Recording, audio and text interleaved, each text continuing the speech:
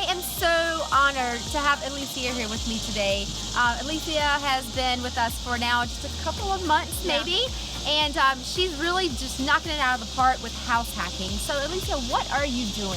Yeah, so I'm from Colorado and we're house hacking in Birthday, Colorado. So we have a walkout basement that we converted into an Airbnb and we rent out.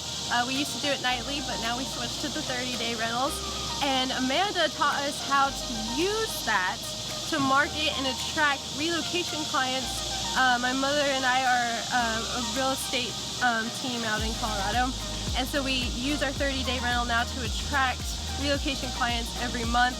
We've already done 4 in the past 6 months, and it's been working so well. There's such a need for it that we're now expanding to 2, and we're going under contract with a house in December. And we're super excited. We're going to be doing the same thing with that house, and it's going to be awesome.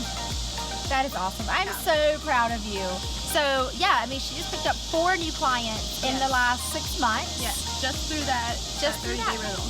So it works. So house hacking, 30-day rentals, you guys got this. You can do it too.